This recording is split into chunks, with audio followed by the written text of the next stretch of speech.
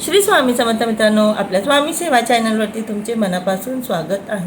मित्रांनो, आपण आपल्या 38व्या अध्यायाच्या मध्यंतरावरती होतो. अध्यायाचं नाव आहे भास्कर ब्राह्मणाची समाराधना.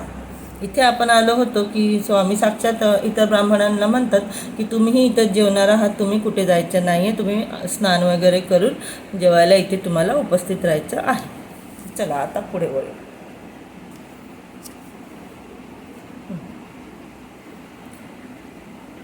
तर थोडक्यात मी 2 लाईन मागच्या वाचते. ते जे ब्राह्मण होते त्यांना जेव्हा निरोप पोचला की तुम्हालाही तिथे यायचं आहे जेवायला मठात, तुम्ही घरी जाणार नाही, तेव्हा त्यांना वाटलं की जितकी सामग्री तिथे आहे जेवण बनवण्याची, तितक्या सामग्रीमध्ये तर संध्याकाळ होईल जेवण बनण्यात, तर आम्ही तिथे येऊन काय करायचं. म्हणून तुम्ही स्वयंपाक करून आधी श्रीगुरूंना जेवू घाला. भास्करांनी मठात येऊन श्रीगुरूंना ब्राह्मणांचा विचार सांगितले.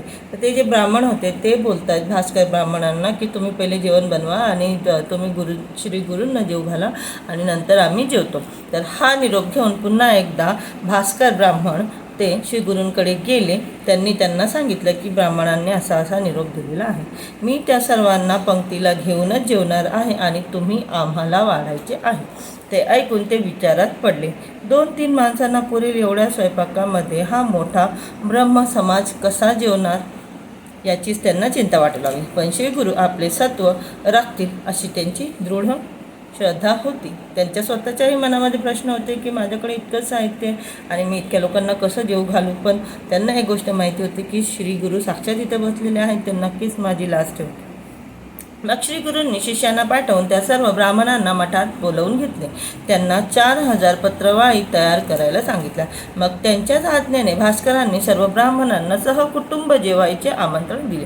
तेव्हा ते म्हणाले, आज मठात मोठ्या स्वयंपाकाची तयारी दिसत नाही आणि तुमचे अन्नही पुरेसे नाही, मग आमच्या पात्रात एक शीत वाढणार आहात काय. यावर ते काहीच बोलले नाही. श्रीगुरूवर भार टाकून ते गप्प बसले. जेवायला आल्यानंतरही ते ब्राह्मण त्यांची मजा घेत होते, त्यांची चेष्टा करत होते.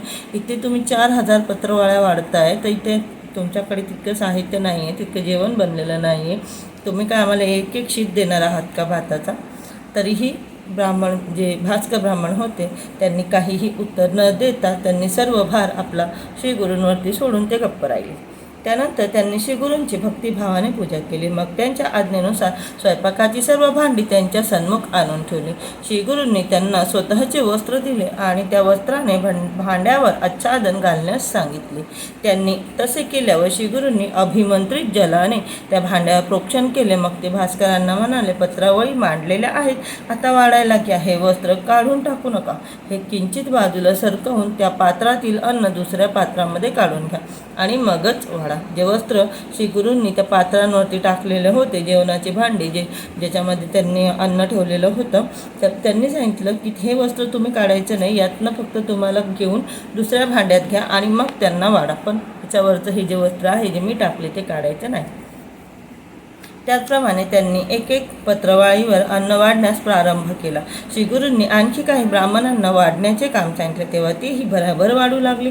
ती सर्व मंडळी जेवढे अन्न भरून नेत होती तेवढे अन्न मूळ पात्रामध्ये पुन्हा भरलेले दिसत होते. ते पाहून वाढप्यांना व पंक्तीला बसलेल्या सर्व ब्राह्मणांना मोठे आश्चर्य वाटत होते आणि श्रीगुरूंच्या अगाध लीलेचे कौतुकही वाटत होते. श्रीगुरूंच्या पंक्तीला बसून सर्व ब्राह्मणांनी उत्तम भोजनाचा पुरेपूर स्वाद घेतला. त्यांनी प्रत्येकाला तांबूल देण्याचीही व्यवस्था केलेली होती. मग ब्राह्मणांची कुटुंबे जेवली. त्यानंतर गावातील सर्व जातीच्या लोकांनी तिथे येऊन भोजन केले. पांथस्थ जेवले, गुरे वासरे जेवली. पोटभर अन्न खाऊन पशुपक्षी तृप्त झाले.